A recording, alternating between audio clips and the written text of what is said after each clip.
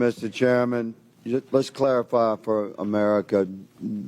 Mayor Adams, Mayor Johnson, and Mayor Wu, are you here today under the advice of counsel, and do you have counsel present? Yes or no? I want to understand the question. Are you here today under the advice of counsel, and do you have counsel present? Do have counsel present. I'm here because we were requested to appear. Did you consult with? Did you have counsel prior to your appearance?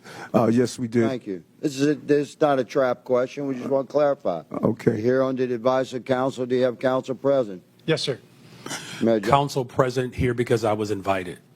Did you counsel before your trip here?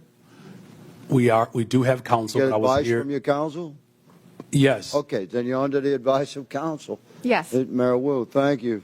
To just clarify for America, these mayors are all sanctuary city mayors.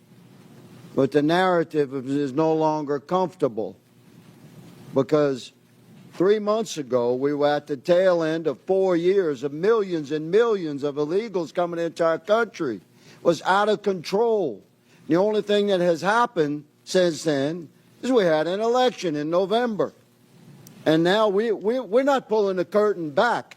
We have ripped the curtain from the rods. We have revealed to America just how fast we could have secured our border if you had an executive that was willing to enforce the law. So now we're paying attention to our municipalities. And every one of them is lawyered up. They've changed their narrative. We got example after example. The mayor of Chicago, we must lead with and live by the promise of sanctuary city. The mayor of Denver, willing to go to jail in defense of sanctuary city policy. The list goes on. But the policies of these mayors and our previous president have consequences, real life consequences. I have a family here today, Mr. Chairman, who lost their beautiful loved one. This young man was killed by an illegal immigrant in Texas that never should have been in our country. He'll never be here to raise his daughter, Anne Marie, to love and cherish and honor and uphold his beautiful wife, Olivia. And you mayors have responsibility, not just to your communities and the citizens you just want to serve, but by extension to the entire republic. And let me clarify, I was a cop for a long time. To honor the jurisdictional authority of another law enforcement agency, you do it every day in your city.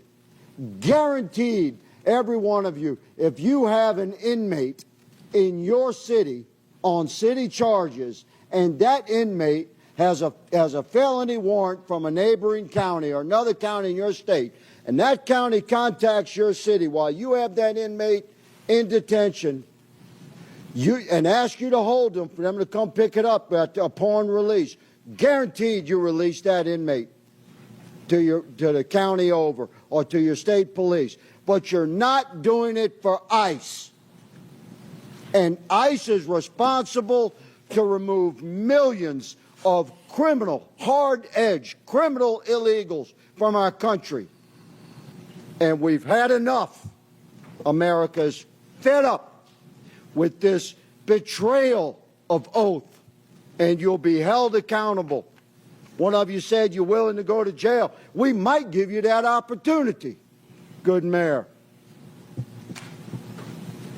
One of my colleagues mentioned the children. I always want to talk to the children, separation of children.